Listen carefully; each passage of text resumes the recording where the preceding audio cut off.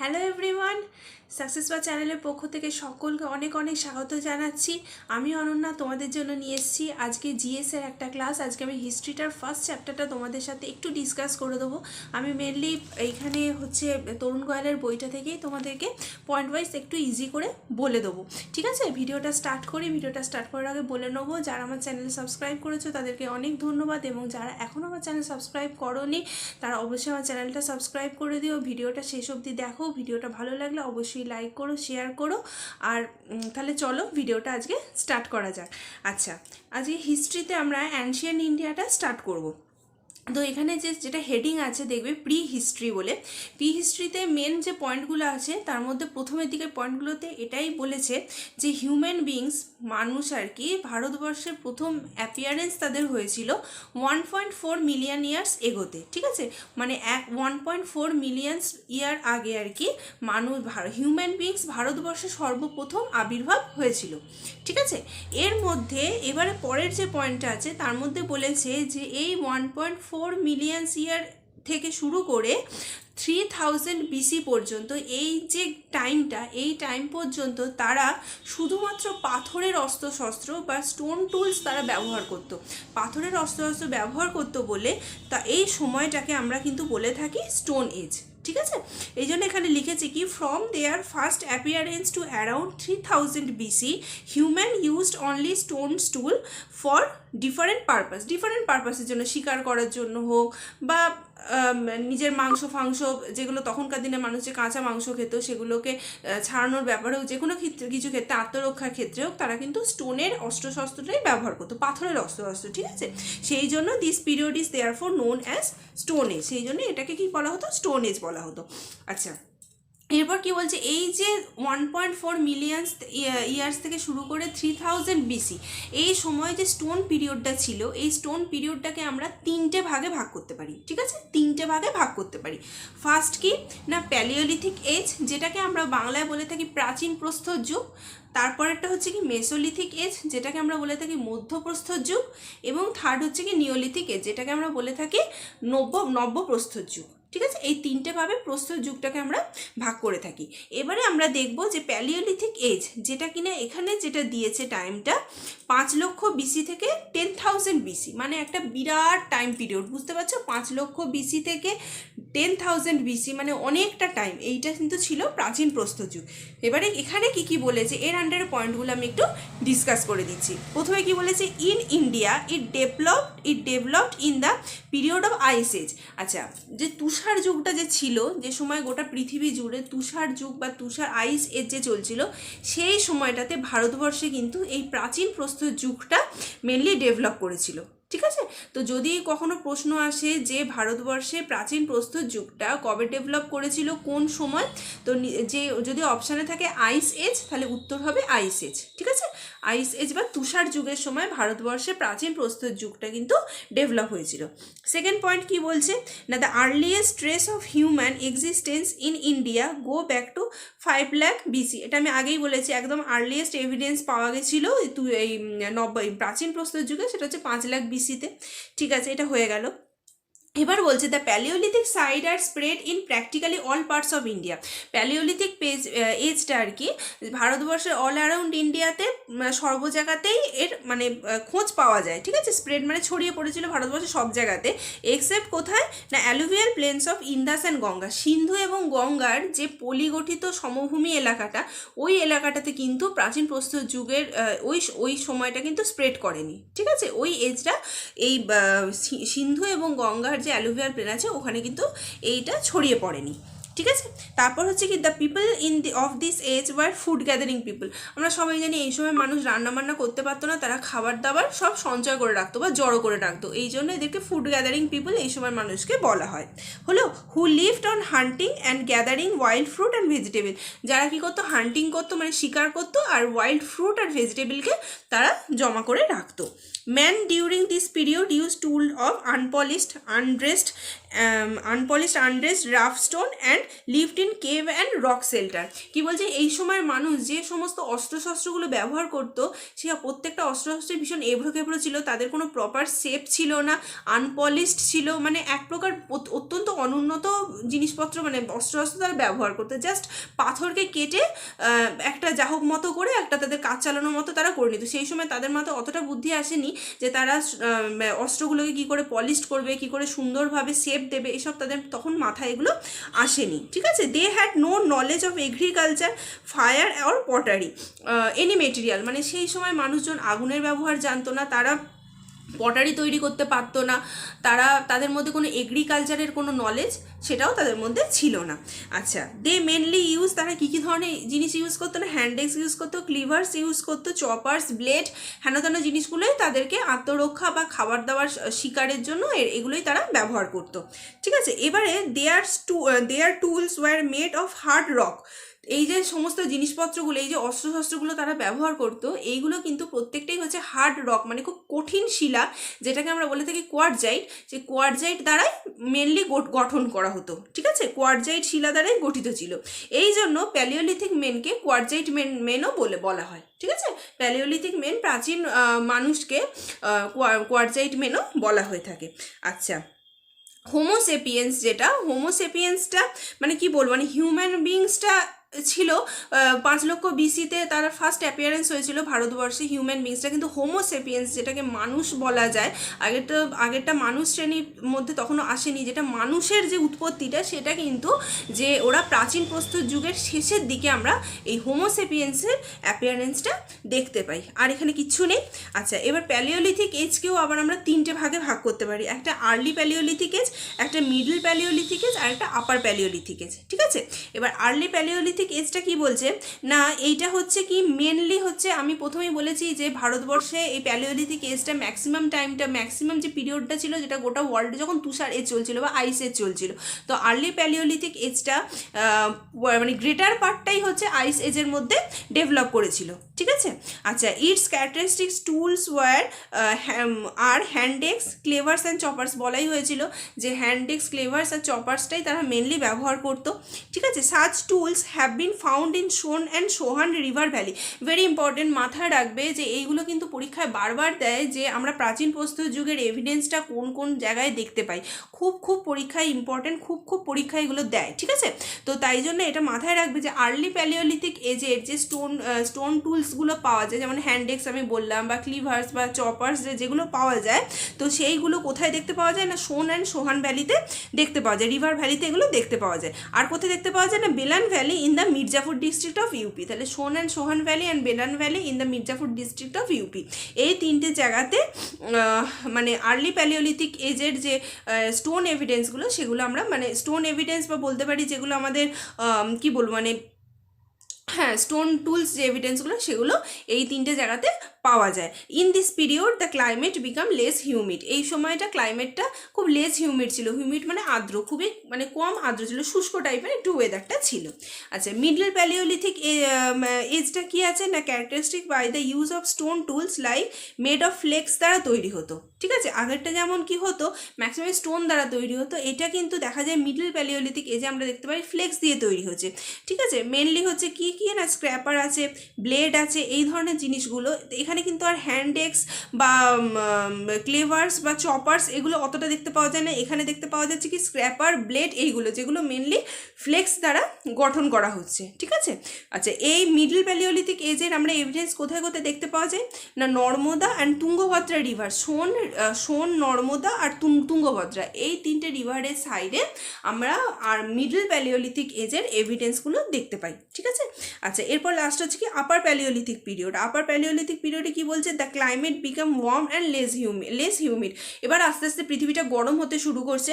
বুঝতে পারছো, পৃথিবীটা গরম হচ্ছে মানে এটা একটা মানুষের বসবাসের যোগ্য পরিবেশ তৈরি হচ্ছে, বা বিভিন্ন রকমের যে উদ্ভিদ আমরা ফ্লোরা ফনা যেগুলো বলে থাকি সেইগুলো আস্তে আস্তে এবার জন্ম নিতে শুরু করছে। একটা কি বলবো, একটা মানুষ বসবাসের বা জীব বসবাসের একটা পরিবেশ আস্তে আস্তে তৈরি হচ্ছিল। ঠিক আছে, তো আপার প্যালিওলিথিক ফেজে কি না, ক্লাইমেট বিকাম ওয়ার্ম হচ্ছে আর লেস হিউমিড হয়ে যাচ্ছে। ঠিক আছে, this stage is marked by the burins and scrapers such tools have been found in. এবার এখানে যেগুলো কি দেখা যাচ্ছে, বিউরিন আর স্ক্যাপার দেখা যাচ্ছে এইখানে, আর ওই হ্যান্ডেক্স বা চপার্স বা ব্লেড এগুলো কিন্তু আর দেখা যাচ্ছে না। এইখানে দেখা যাচ্ছে বিউরিনস আর স্ক্র্যাপার, এই দু ধরনের অস্ত্রই কিন্তু এখানে দেখা যাচ্ছে। এবার এই টুলসগুলো কোথায় কোথায় আমরা এভিডেন্সটা পাচ্ছি না, অন্ধ্রপ্রদেশে পাচ্ছি, কর্ণাটকে পাচ্ছি, মহারাষ্ট্রে পাচ্ছি, ভোপাল আর ছোটনাগপুর প্লেটু, এই কতগুলো জায়গাতে আমরা আপার প্যালিওলিথিক এজের আর কি বা পিরিয়ডের আমরা স্টোন টুলসের এভিডেন্সগুলো পাচ্ছি। হয়ে গেল আমার প্রাচীন প্রস্তর যুগ আমার কমপ্লিট, ঠিক আছে, এইটুকু এখান থেকে পড়তে হবে। আচ্ছা, এরপর হচ্ছে মেসোলিথিক এরা, যেটাকে আমরা মধ্যপ্রস্তর যুগ বলে থাকি। খুবই কম টাইম, তোমরা দেখো 10,000 বিসি থেকে 7,000 বিসি, মোটে 3,000 বছর আর কি এইটা ছিল হচ্ছে মেসোলিথিক এজ, যেটাকে আমরা বলি মধ্যপ্রস্তর যুগ, ঠিক আছে। যেক্ষেত্রে প্রাচীন প্রস্তর যুগটা 5 লাখ থেকে 10,000 বিসি একটা বিরাট টাইম পর্যন্ত ছিল, সেক্ষেত্রে কিন্তু মেসোলিথিক এজের টাইমটা খুব কম ছিল, 10,000 থেকে 7,000 বিসির মধ্যে মেসোলিথিক যুগ কমপ্লিট হয়ে গেছিলো, ঠিক আছে। তাই in this age climate became warm and dry, এই সময় কিন্তু ক্লাইমেটটা কিন্তু ওয়ার্ম হয়ে যাচ্ছে, উষ্ণ হয়ে যাচ্ছে আর একদম ড্রাই হয়ে যাচ্ছে। Climate change brought about changes in flora fauna and made it possible for human beings to move a new area. আমি প্রথমেই বলেছি যে আস্তে আস্তে পৃথিবীটা গরম হচ্ছে, মানে সেখানে বিভিন্ন রকম প্রাণের সঞ্চার হতে, মানে আস্তে আস্তে হওয়ার একটা আদর্শ পরিবেশ তৈরি হচ্ছে, ফ্লোরা তৈরি হচ্ছে, মানে তৈরি হচ্ছে, ফনা তৈরি হচ্ছে, তারা বসবাস করতে পারছে, বা মানুষ একটা জায়গা থেকে একটা জায়গাতে যে বাসস্থান পরিবর্তন করতে পারছে, এইটা পরিবেশটা আস্তে আস্তে তৈরি হচ্ছে। সেটা কোন সময় তৈরি হচ্ছে না, মধ্যপ্রস্তর যুগে, যেটা কিন্তু আমাদের একদম মানে আপার প্যালিওলিথিক এজের একদম শেষের দিকটা করে, যার মোটামুটি কিন্তু শুরু হয়ে গেছিলো, পৃথিবীটা ওয়ার্ম হতে শুরু করছিল, আস্তে আস্তে বসবাসের পরিবেশটা তৈরি হচ্ছিল, সেটা আমরা মেসোলিথিক এজ বা মধ্যপ্রস্তর যুগে কিন্তু অনেকটাই দেখতে পাচ্ছি যে ফ্লোরা ফনা তৈরি হচ্ছে, বা হিউম্যান বিংসরা আস্তে আস্তে একটা জায়গা থেকে অন্য জায়গায় গিয়ে বসবাস করতে পারছে বা স্থান পরিবর্তন করতে পারছে, এইটা কিন্তু একটা পয়েন্ট তাদের তখন এর মধ্যে কিন্তু দেখা যাচ্ছিল, ঠিক আছে। আচ্ছা, এই সময়কার ক্যারেক্টারিস্টিক্স টুল যেগুলো বলছে of the mesolithic age is known as microlith, ঠিক আছে। এই সময় যে টুলসগুলো তারা ব্যবহার করে সেগুলোকে কিন্তু মাইক্রোলিথ বলা হয়, ঠিক আছে। আচ্ছা, এবার বলছে কি, the people lived on hunting, fishing and food gathering. এই সময়ের মানুষগুলো কি করছিল, হান্টিং করছিল, এই সময় মানুষগুলো ফিশিং করতে শিখেছিল, মাছ ধরতে শিখেছিল, আর ফুড গ্যাদারিং তো প্রথম থেকেই তারা করছিল, ঠিক আছে। At a later stage they also domesticated animal. এটা একটা ইম্পর্টেন্ট প্রশ্ন। মেসোলিথিক এজের একদম শেষের দিকে কিন্তু মানুষ পশুপালন করা স্টার্ট করেছিল। ডোমেস্টিকেট অ্যানিমেল মানে কি না, ঘরে পশুপালন ঠিক বলবো না, ওই গৃহপালিত পশু ঘরে রাখতে, পশুকে পোষ মানাতে শিখেছিল, ঠিক আছে।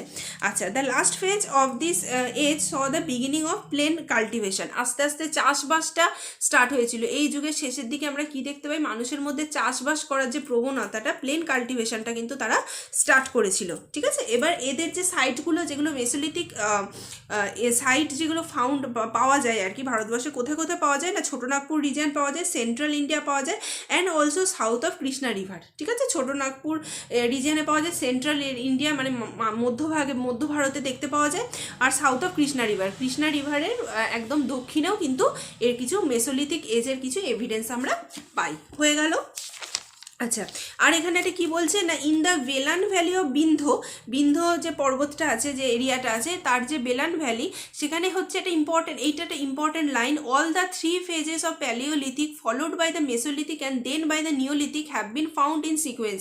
ভালো করে মনে রাখবে, এটা খুব ইম্পর্টেন্ট, যে বেলান ভ্যালি, যেটা কিনা বিন্ধ্যতে অবস্থিত, বিন্ধ্যর যে বেলান ভ্যালিতে, সেখানে আমরা প্যালিওলিথিক এজের 3টে ফেজ, মানে প্রাচীন প্যালিওলিথিক, যেটা আর্লি প্যালিওলিথিক, মিডল প্যালিওলিথিক, আপার প্যালিওলিথিক, এই 3টে স্তর। আচ্ছা, মেসোলিথিক মানে মধ্যপ্রস্তরের স্তর, এবং নিওলিথিক মানে নব্যপ্রস্তরের স্তর, একদম পরপর সিকোয়েন্স ওয়াইজ কিন্তু এখানে এভিডেন্সটা পাওয়া গেছে। খুব ইম্পর্টেন্ট, ঠিক আছে, মাথায় রেখে দেবে। কোথায় না, বেলান ভ্যালি অফ বিন্ধ্যতে কি, এই প্রত্যেকটা মানে প্রাচীন প্রস্তরের 3টে ফেজ, মধ্যপ্রস্তর এবং নব্যপ্রস্তরের পরপর সিকোয়েন্স ওয়াইজ আমরা এভিডেন্সগুলো পেয়েছি, হয়েছে। এবার আমরা পড়বো কি, নিওলিথিক এরা বা নব্যপ্রস্তর যুগ। এই সময় মানুষ অনেকই ডেভেলপ করে গেছিলো।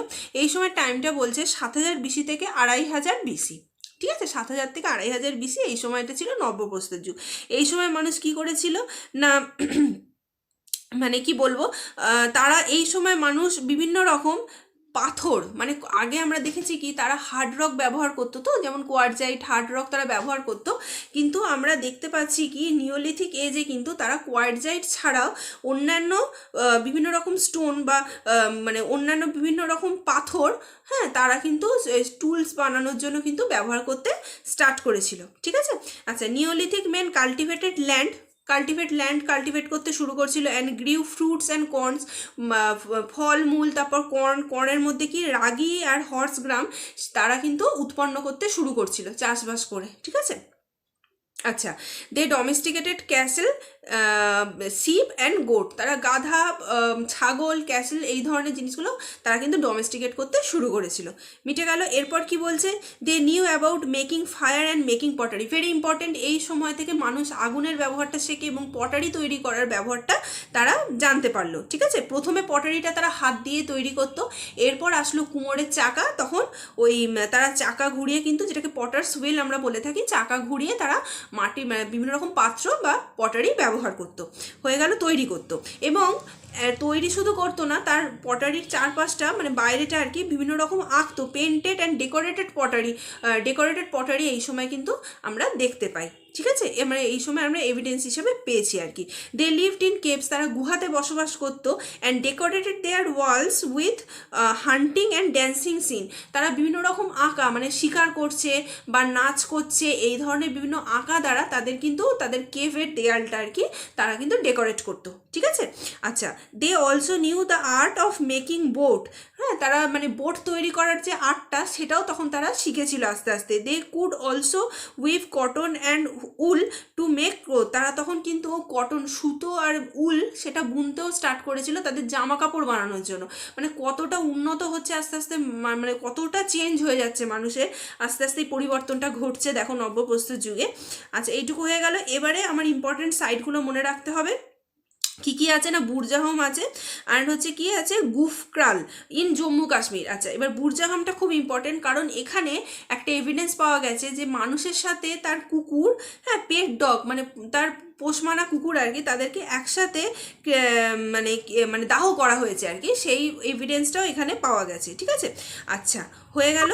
আর হচ্ছে এখানে আর গুফক্রালে যেটা পাওয়া গেছে, গুফকালে কি কি পাওয়া গেছে না, famous for pit dwelling, stone tools. ঠিক আছে। মানে পিট ডুয়েলিং মানে কি, মানে গর্ত, মাটির নিচে গর্ত করে তারা বসবাস করতো, বা বিভিন্ন স্টোনের টুলস, বিভিন্ন রকম অস্ত্রশস্ত্র, এবং গ্রেভিয়ার্ড পাওয়া গেছে হাউসের মধ্যে। মানে আমরা যেটা কবরস্থানটা আজকাল হাউসের মধ্যে তো কেউ করে না, কিন্তু তখনকার দিনে হাউসের মধ্যে কবরস্থানও পাওয়া গেছিলো। ঠিক আছে।